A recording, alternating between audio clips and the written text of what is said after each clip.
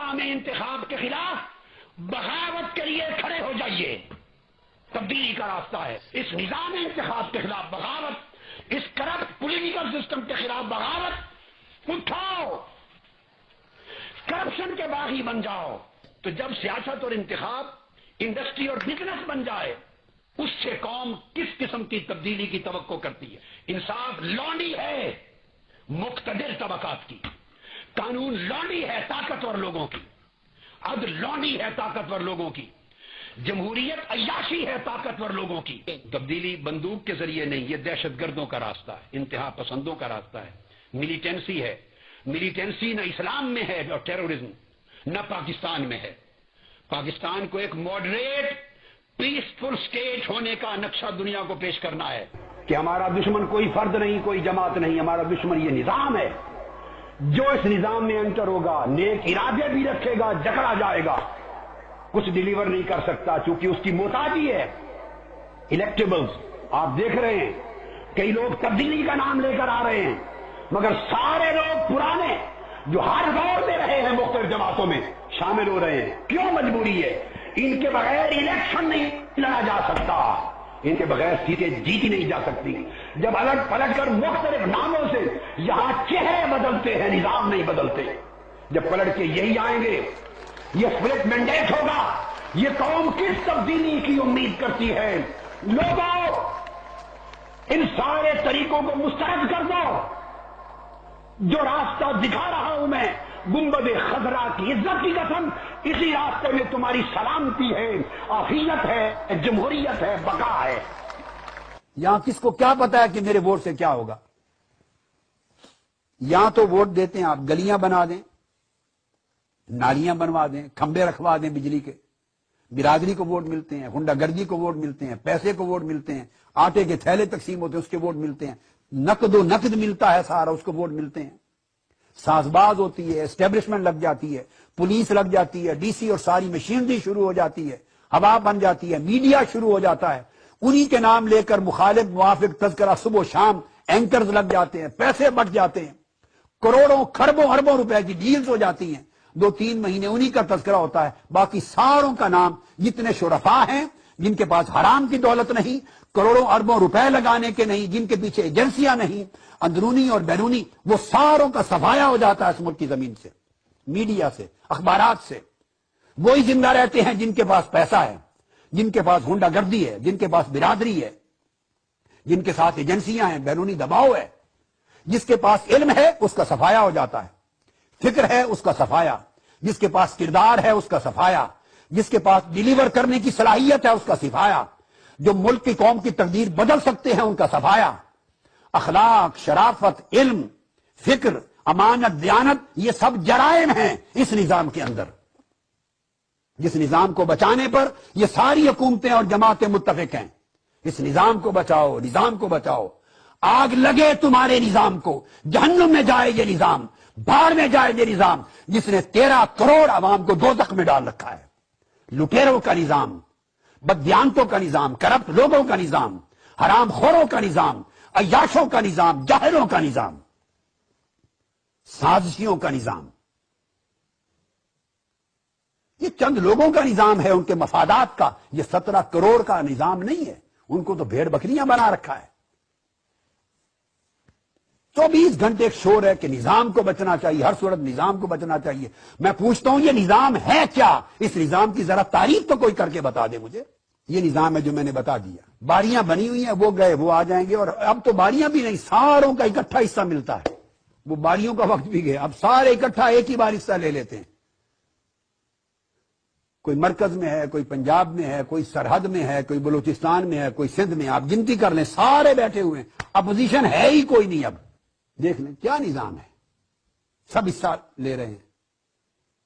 ایک ہی راستہ ہے کہ پوری قوم اٹھ کھڑی ہو, باہر آ جائے. یہ قوم گھروں میں بیٹھی جو مر رہی ہے, نہ بجلی ملتی ہے ان کو, نہ پانی ملتا ہے, نہ روزگار ملتا ہے, نہ کھانا ملتا ہے, نہ جان محفوظ ہے, نہ عزت محفوظ ہے. اور ایک عذاب ختم ہوتا ہے تو سیلاب شروع ہو جاتا ہے. کبھی بارشوں کا عذاب ہے, کبھی پانی بھیج کر اللہ عذاب دے رہا ہے, کبھی پانی روک کر عذاب دے رہا ہے. نہ گندم مل رہی ہے، نہ گیس مل رہی ہے، نہ ڈیزل پیٹرول مل رہا ہے. مطلب ہے نہ رزق پاس ہے، نہ عزت ہے، نہ جان ہے، نہ مال ہے. کیا چیز رہ گئی ہے بچ گئی؟ اور نہ پاکستان ہے. اور یہ ساری جو تصویر اس وقت آپ کے سامنے ہے جو میں پیش کر رہا ہوں، اس کے ذمہ دار کون ہے؟ کون ہے اس کے ذمہ دار؟ اعتکاف بیٹھنے والے، تہجد پڑھنے والے، سچے دین کے مخلص خادم، نیک پاک صاف معاشرے کے لوگ، ایمانداری کا جاب کرنے والے ذمہ دار ہیں، ایمانداری اور رزق کے حلال کھانے والے تاجر ذمہ دار ہیں، رزق کے حلال کھانے والے محنت اور مزدوری کر کے جو غریب لوگ وہ ذمہ دار ہیں. کون ذمہ دار ہیں؟ اس کے ذمہ دار وہی 1000 2 4000 5000 لوگ ہیں جنہیں آپ کا نمائندہ کہا جاتا ہے، اور آپ کی نمائندگی کا سہرا سر پہ لگا کر آپ کے خون سے منہ رکھتے ہیں اور آپ کا مال لوٹتے ہیں اور ملک کی عزت لوٹتے ہیں اور ملک کو گروی رکھتے ہیں، اس کی عزت کو، اور اس کو بے غیرتوں کا ملک بناتے ہیں. اور پوری دنیا میں اس وقت پاکستان کا مذاق ہو چکا ہے. کوئی کسی کھاتے میں نہیں لاتا اب اس پاکستان کے ملک کو. جس ملک کے پاس نیوکلیئر بم ہو، نیوکلیئر طاقت ہو، اس ملک کی یہ حالت. اس کے ذمہ دار وہی لوگ ہیں جن کو بھیجا گیا ہے. اور ہر الیکشن ان مجرموں کی جو مجرمانہ کوششیں ہیں ان کو جسٹیفائی کرنے کا ایک ٹول ہے. ہر الیکشن ان کے گناہوں کو لیگلائز کرنے کا ایک راستہ ہے. ہر الیکشن کی جو ووٹ کی پرچی ہے وہ ان کے گناہوں کو صفائی دے دیتی ہے، کفارہ بن جاتی ہے گناہوں کا. 5 سال کے گناہوں کا کفارہ بن جاتا ہے. 5 سال کی لوٹ مار کا جواز بن جاتا ہے ان کے لیے. اگلے 5 سال کی حرام خوری کا پرمٹ مل جاتا ہے، پرمٹ آپ کے ووٹ کے ذریعے. تو اس کا مطلب ہے یہ اس ملک کا الیکشن جس میں آپ ووٹ ڈالیں گے، یہ پھر اگلے 5 سال کے لیے اس قوم کے لوگوں کا خون بہانے کا پرمٹ ہوگا، اس ملک کی عزت کو لوٹنے کا پرمٹ ہوگا، اس قوم کی امانت کھانے کا، کرپشن کرنے کا پرمٹ ہوگا، اس ملک کو غیر طاقتوں کے ہاتھوں میں گروی رکھنے کا پرمٹ ہوگا. اور اگلے 5 سال پھر لاشیں بہاتے رہنے کا پرمٹ ہوگا، بوری کی بند لاشیں اور اوپن لاشیں. کسی کو فکر ہے عوام کے حالات کا، مسائل کا، پانی کا، بجلی کا، روزگار کا، عزت کا، جان و مال کا؟ کوئی بات کرتا ہے؟ ان کی اپنی لڑائی ہے، اپنے اللے تللے ہیں. اور اب جو الیکشن قریب آئیں گے آپ دیکھیں گے کئی نئے شوشے اٹھیں گے. جو نظام اس ملک میں رہا اور یہ اس وقت تک بدل نہیں سکتا جب تک نظام انتخاب نہیں بدلتا. یہ بنیاد ہے. کسی ریفارم سے، کسی قسم کی اصلاحات سے چہرے بدل سکتے ہیں، حکومتیں بدل سکتی ہیں، مگر نظام نہیں بدل سکتا، کیونکہ اس کی بنیاد اس کا الیکٹورل سسٹم ہے. اس نظام انتخاب میں جتنا کرپٹ، جتنا غلیظ اور جتنا تباہ کن نظام انتخاب ہمارا اس نتیجے اور نوبت اور حالت کو پہنچ چکا ہے، روئے زمین پر کسی ریاست کی حالت یہ نہیں ہے. ہمارے ہاں جب الیکشنز ہوتے ہیں ہم الیکشنوں کے بار بار کروانے پر تو زور دیتے ہیں، مگر کبھی اس پر بھی توجہ دی کہ الیکشنوں کے نام پہ اس ملک میں ہو کیا رہا ہے. سرکس ہوتی ہے، میلہ ہوتا ہے، منافقت اور فریب کے لبادے ہوتے ہیں، لالچ، دھونس، دھمکی، دھاندلی، جھوٹے وعدے، بددیانتی، غنڈہ گردی ہوتی ہے، کروڑوں روپے کا خرچ ہوتا ہے، اور تنخواہ یافتہ کارکنوں کی فوج ظفر موج گلی گلی کوچا کوچا آ جاتی. امیدواروں کے بینر ہوتے ہیں، پوسٹر ہوتے ہیں، مخالف امیدوار کی کردار کشی ہوتی ہے. بیرون ملک کے ماہرین آتے ہیں، لباس پہننا بھی بتاتے ہیں، تقریر کا ڈھنگ بھی بتاتے ہیں، میک اپ بھی بتاتے ہیں، خرچ ہوتے ہیں. یہودی لابیز کرائے پہ لی جاتی ہیں جو وہاں لانچ کرتی ہیں. امریکہ کی کانگریس میں ان کی مہم، جو انگلینڈ میں مہم، لابیز بنتی ہیں. اربوں کروڑوں ڈالر کے ساتھ یہودی لابیز کام کرتی ہیں. اور معذرت کے ساتھ حزب اقتدار اور حزب اختلاف دونوں کے پیشوا اور ان کی عالمی سطح پہ سرپرستی کرنے والے ٹھیکیدار یہودی فرمیں ہوتی ہیں. دونوں کی ٹھیکیدار یہودی فرمیں ہوتی ہیں. ان کے ایگریمنٹ ہوتے ہیں، ان کے ایگریمنٹ ہوتے ہیں. میں ایک مرتبہ ایگریمنٹ کی کاپیز لے آیا تھا اور پریس کانفرنس میں ساری پیش کر دی تھی امریکہ سے.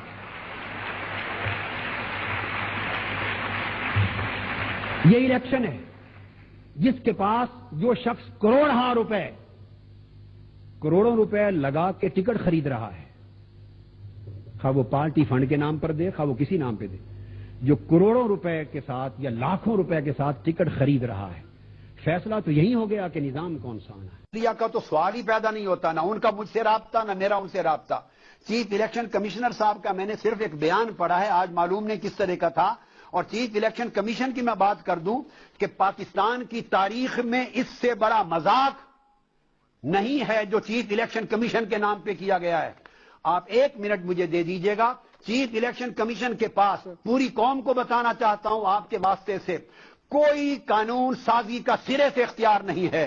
یہ میرے ہاتھ میں اس وقت الیکشن کمیشن کے رولز ہیں، یہ پڑھ لیں، میں الیکشن لاز دکھا رہا ہوں پوری قوم کو۔ ایک سیکنڈ، اگر کوئی کرپٹ پریکٹسز کرے چیف الیکشن کمیشن ان کو سزا نہیں دے سکتا، ڈائریکٹ اس کے لیے کرپٹ پریکٹس میں پکڑ نہیں سکتا، قانون سازی نہیں کر سکتا، سماعت کر کے ڈسٹرکٹ اینڈ سیشن جج کو بھیجے گا اور 5 سال وہ عدالت میں سماعت ہوگی۔ وائلیٹ کرے گا، اگر 62, 63 وائلیٹ ہوتا ہے تو چیف الیکشن کمیشن اسے اگینسٹ ایکشن لیتا ہے سر، لے سکتا ہے ڈاکٹر صاحب؟ نہیں ہے۔ میں مالک صاحب میں آپ کو چیپٹر 7 میں اپنے سامنے رکھ کے بیٹھا ہوں چیف الیکشن کمیشن کا، میرے پاس لاز ہے، میں آپ کو ٹی وی پہ دکھا رہا ہوں۔ اس کا چیپٹر 8 یہ اوفینس پینلٹی اور پروسیجر دیتا ہے، سیکشن 78 اور 79 یہ کرپٹ پریکٹسز کو بیان کرتا ہے کہ الیکشن میں یہ کام دھاندلی، برائبری، غنڈہ گردی، دہشت گردی یہ نہیں ہوگا۔ اور سیکشن 82 سزا کو متعین کرتا ہے۔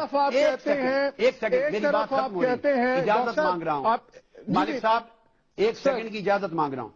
سیکشن 82 کہتا ہے اگر الیکشن کے پروسیس کے دوران امیدوار یا لوگ ان تمام مذکورہ بالا کرپٹ پریکٹسز کے ارتکاب کریں تو ان کو 3 سال سزائے قید اور جرمانہ، یہ دونوں چیزیں۔ اب یہ سیکشن 82 بیان کرتا ہے، مگر یہ نافذ کون کرے گا؟